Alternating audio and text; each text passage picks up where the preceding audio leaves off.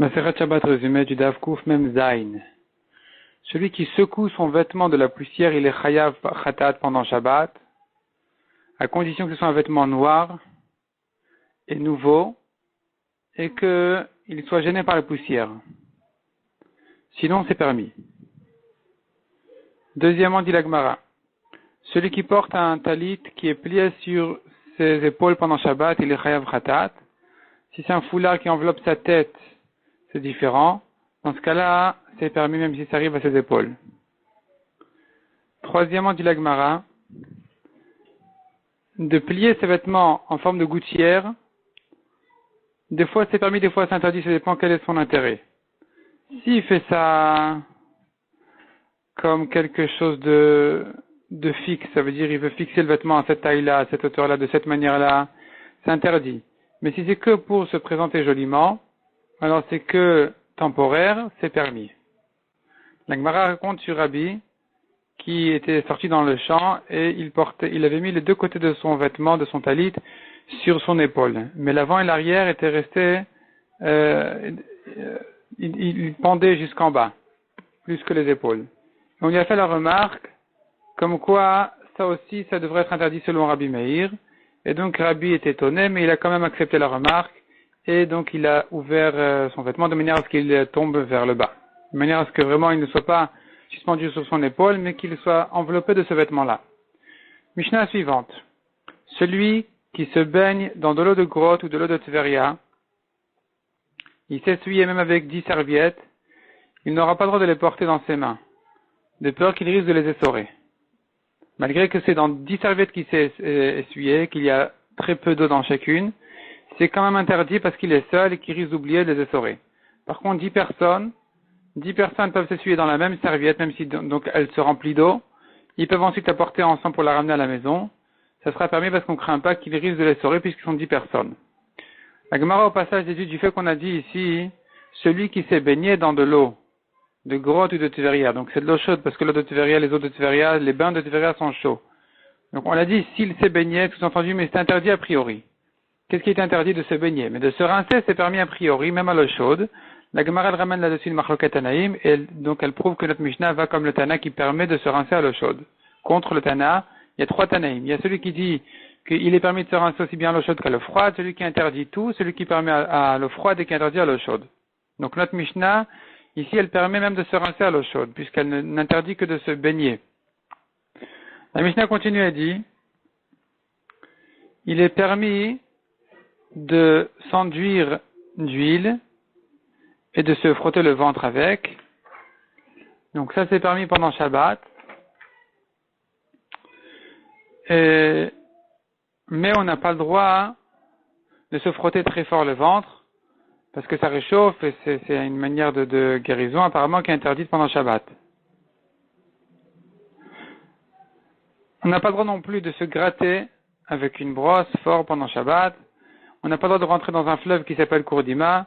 On n'a pas le droit de se faire vomir. On n'a pas le droit de envelopper un bébé qui vient de naître bien dans des serviettes, dans des draps pour lui bien serrer ses membres chacun à sa place. On n'a pas le droit non plus de réencastrer un membre qui s'est cassé. Celui qui s'est cassé, qui s'est détaché sa main et son pied, il n'aura pas le droit de les frotter à l'eau froide, mais il peut se laver comme son habitude. S'il a guéri, il a guéri. Donc là, tout ça c'est la Mishnah, à part la première remarque qu'on a vue sur le début de la Mishnah. La Gemara, maintenant, on reprend la Gemara sur la suite de la Mishnah. Là, on n'a pas fait encore de précision de la Gemara. Donc, ce qu'on a vu qu'un homme peut s'essuyer avec une serviette, on a vu dans la Mishnah qu'il est interdit de la ramener à la maison de peur qu'il risque de l'essorer, sans rapport avec Reshut Harabim. La Gemara elle ramène une braïta qui permet de s'essuyer dans une serviette et de la poser à la fenêtre du bain. Il n'a pas le droit par contre de la transmettre au responsable du bain parce qu'il est soupçonné sur cette chose-là de l'essorer. Rabbi Shimon lui par contre il permet même de ramener la serviette à la maison, il ne craint pas qu'il risque de l'essorer, donc il est permis de la ramener à la maison sans passer par un Reshut Harabim ou un carmélite. La Gemara ramène 4 chachamim qui pensent comme ça, qui ne sont pas d'accord avec notre Mishnah, qui permettent lui de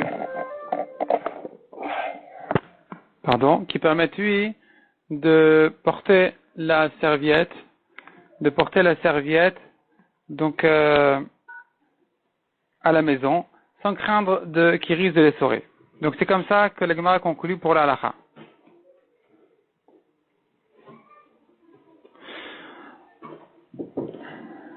Ensuite, la Gemara elle dit, celui qui veut s'enduire d'huile et se frotter le ventre, il doit faire un chinou, il doit faire un changement.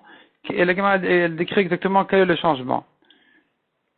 On a vu encore, il est interdit de se frotter fort.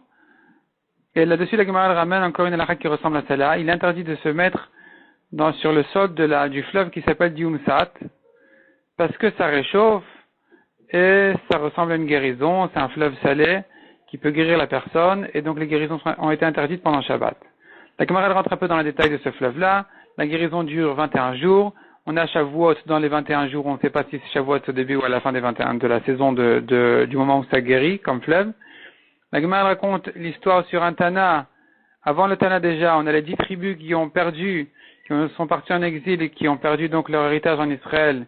Donc ils sont partis en exil plutôt, à cause du fait qu'ils se sont laissés entraîner par les plaisirs de vin de très bonne qualité, un vin très spécial qui avait un bon goût, plus ce fleuve-là, et c'est ça ce qui les a détournés de la Torah, et que finalement ils sont allés en exil. La Gemara raconte encore l'histoire d'un Tana, qui lui aussi a été entraîné un peu par ces choses-là, et il a oublié tout son limoud. Et il a conclu, un homme ne doit pas se dire, je suis un grand chacham, je n'ai pas besoin de rester parmi les chachamim, je peux m'éloigner d'eux. Mes amis vont venir en se disant que lui, il n'est pas dépendant des autres. C'est faux. Un chacham a besoin de ses amis. C'est eux qui renforcent la Torah chez lui. Il ne peut pas s'appuyer sur sa propre sagesse.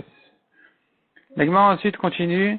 Donc ce qu'on a vu, on n'a pas le droit de se gratter pendant Shabbat avec une brosse. La Gemara le ramène là-dessus.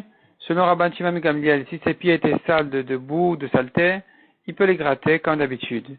Et la Gemara raconte l'histoire d'un chacham à qui sa mère lui avait préparé une brosse en argent pour Shabbat. Donc pour faire un changement avec Shabbat. Ensuite, la Gemara, elle reprend ce qu'on a vu, qu'il est interdit de descendre dans le fleuve de Kourdima. La Gemara dit parce que ça glisse, il va se tremper dans l'eau. Il risque de tomber dans l'eau et que ses vêtements vont se tremper, il risque de les essorer. En ce qui concerne se faire vomir, on a vu que c'est interdit aussi. Et à nouveau, la Gemara elle dit, il n'est interdit de se faire vomir que avec un médicament. Mais en rentrant sa main dans la bouche, c'est permis.